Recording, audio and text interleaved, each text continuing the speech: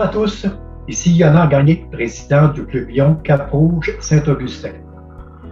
La 32e édition de l'encan du Club Lion Cap-Rouge Saint-Augustin vient de prendre fin et avec un grand succès. Ceci grâce à la générosité de nos précieux partenaires et donateurs, des participants sympathiques aux causes que nous supportons et à l'incroyable effort de nos membres Lions pour faire de cet événement une réussite. Au nom de nos bénéficiaires et de mes collègues, je vous dis merci du fond du cœur pour nous avoir permis de récolter 5 530 $ malgré cette difficile période que nous traversons. Nous pourrons encore servir comme nous l'avons fait depuis ces 35 dernières années. En terminant, pour ceux et celles qui souhaitent contribuer par un don pour l'une ou l'autre des causes que nous supportons, il sera toujours possible de le faire en consultant notre site web. Merci encore et j'espère que vous serez des nôtres à notre prochain rendez-vous. Au revoir.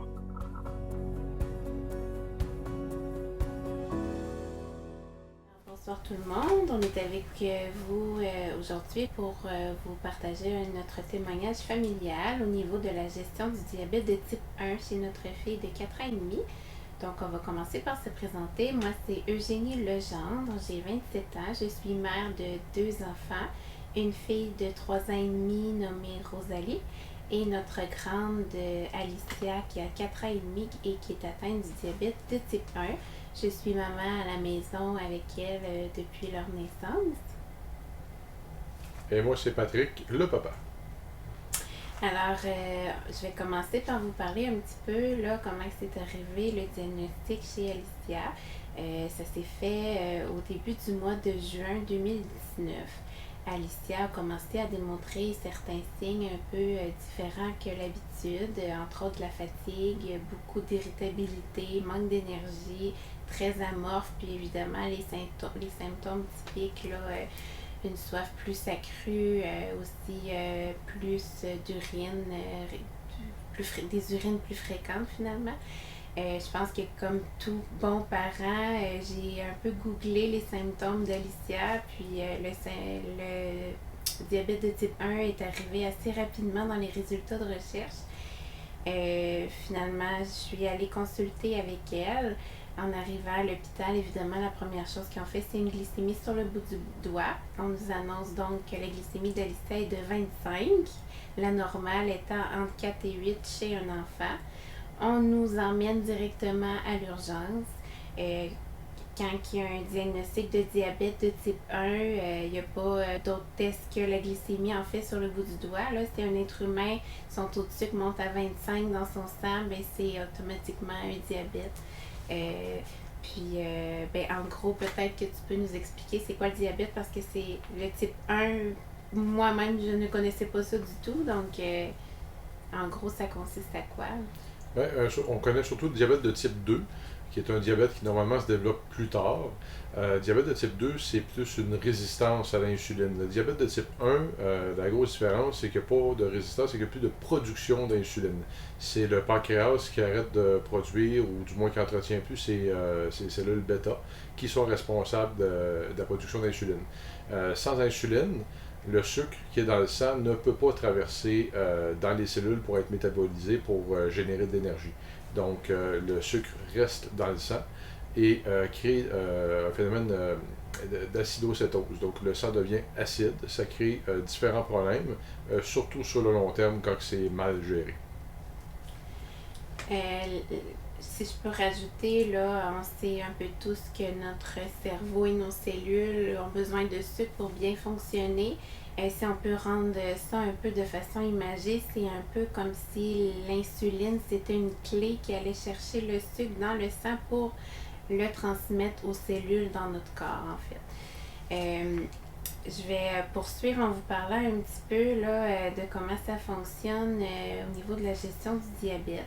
Quand on reçoit le diagnostic à l'hôpital, on est hospitalisé pour une semaine. On a des formations en fait là, sur les injections d'insuline parce que moi je croyais que pour soigner mon enfant, j'allais devoir lui donner un médicament, que ça allait être correct. Mais non, quand on reçoit le diagnostic, on nous annonce que justement Alicia, elle est dépendante, insulinodépendante, elle est dépendante à l'insuline. Donc, c'est 4 injections d'insuline par jour. C'est des aiguilles sous-cutanées qu'on va injecter soit sur les cuisses, sur le ventre, les bras, le haut de la fesse.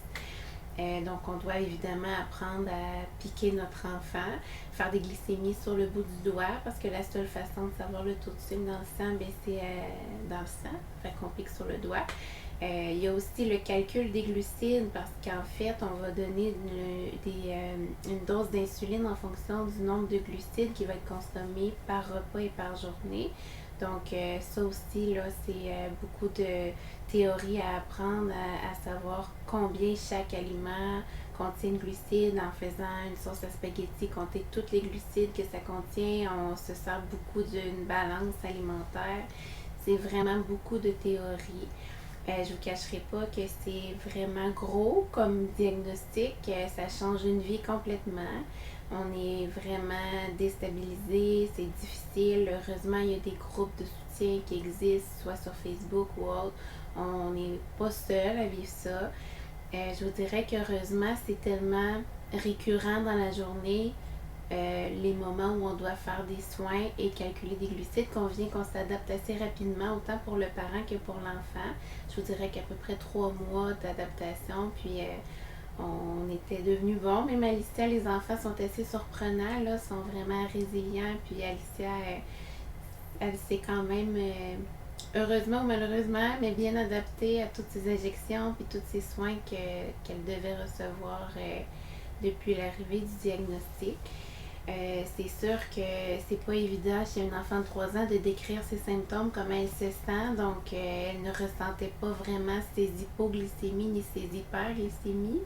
Un enfant de 3 ans qui fait une crise de bacon, ben, ça peut être une hyperglycémie, une hypoglycémie ou juste un comportement d'un enfant normal de 3 ans.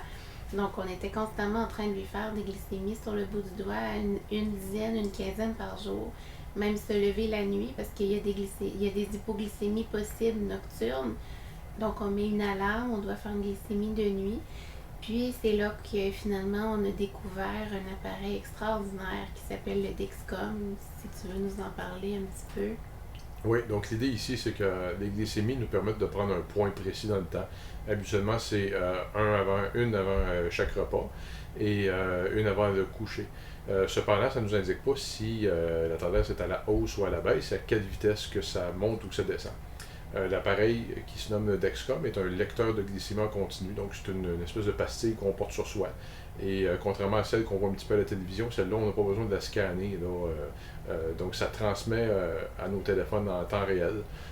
Donc c'est vraiment l'équivalent d'une glycémie à chaque 5 minutes. Et on va avoir de la visite.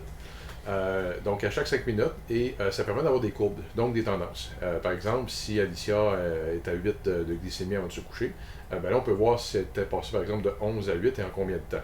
Donc si c'est trop rapide, on peut savoir ce qui s'en vient, on peut corriger. Et à contrario, si c'est en train de monter, on va être capable de savoir. Bonjour Alicia.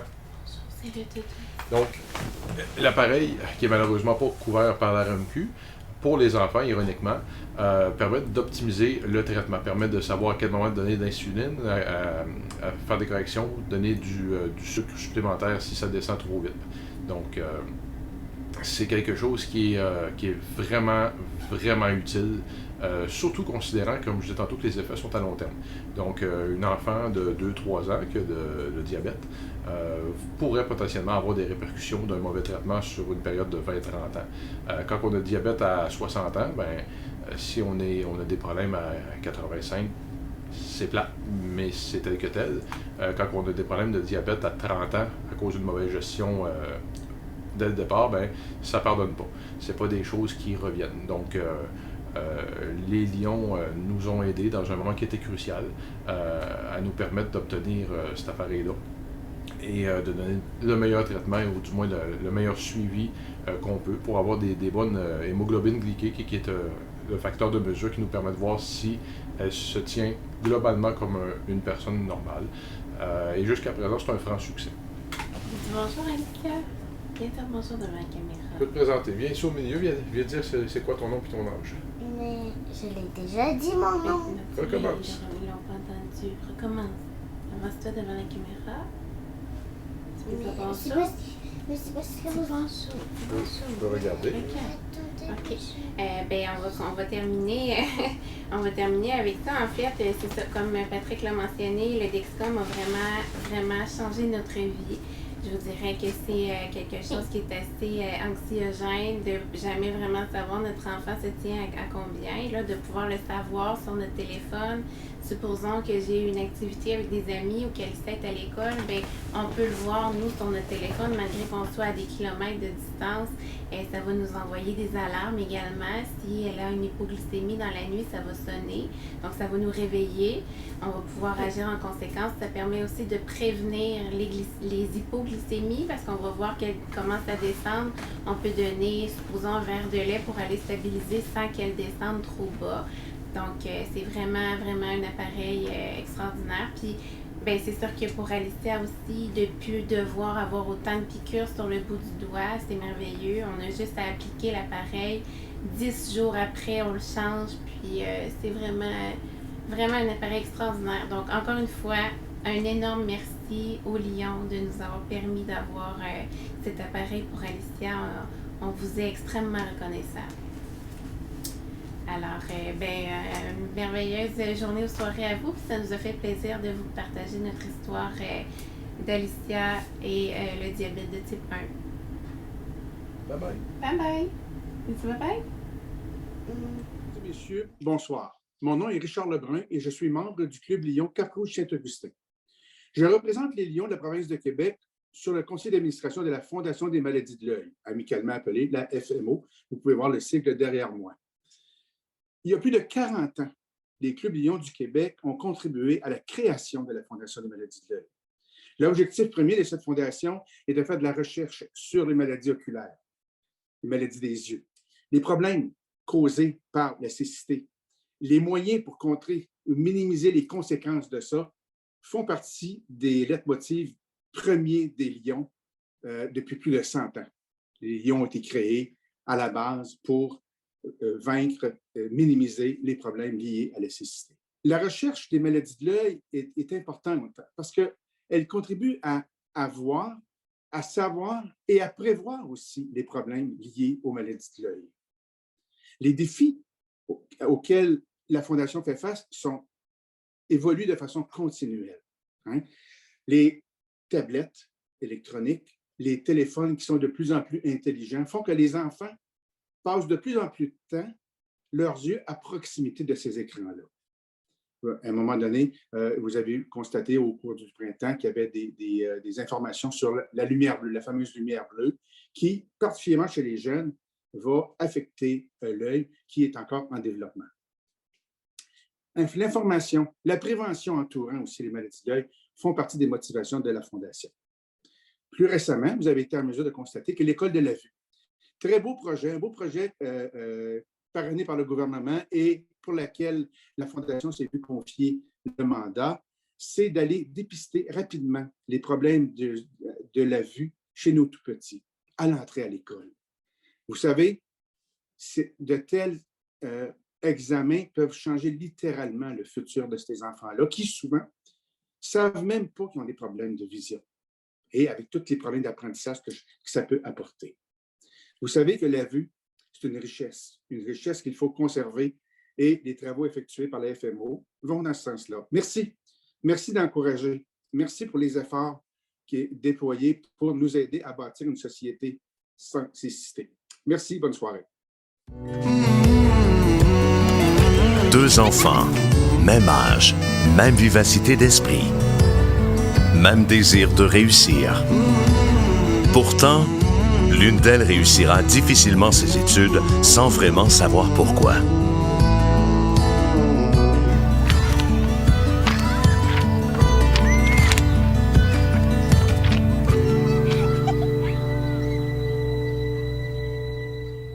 bonsoir à tous. Il me fait plaisir de vous présenter notre organisme, l'Aide aux athlètes de Cap-Rouge et Saint-Augustin. C'est un organisme qui a été créé sous l'appellation de la Fondation d'aide à l'athlète Cap-Rougeois en 1985 à l'initiative du Club des Lions de Cap-Rouge et de la ville de Cap-Rouge. Depuis ce temps, nous avons modifié le territoire et c'est pourquoi notre appellation est maintenant Organisme d'aide aux athlètes de Cap-Rouge et Saint-Augustin. Nous sommes contents de pouvoir compter sur le partenariat, entre autres, avec la ville de Saint-Augustin qui s'est joint à nous en 2020. Pendant les 35 ans de notre existence, nous avons eu 66 remises qui nous ont permis de reconnaître 322 athlètes de notre territoire. Notre mission est d'encourager les jeunes athlètes à continuer à persévérer dans leur sport, les encourager à se dépasser. Et pour nous, c'est une fierté et une reconnaissance du milieu. Alors, j'aimerais dire un grand merci au Club Lion de Cap-Rouge et Saint-Augustin pour leur contribution, autant humaine que monétaire. Je m'en voudrais de ne pas souligner la présence de 2 membres fondateurs, soit le premier président de la Fondation, soit M.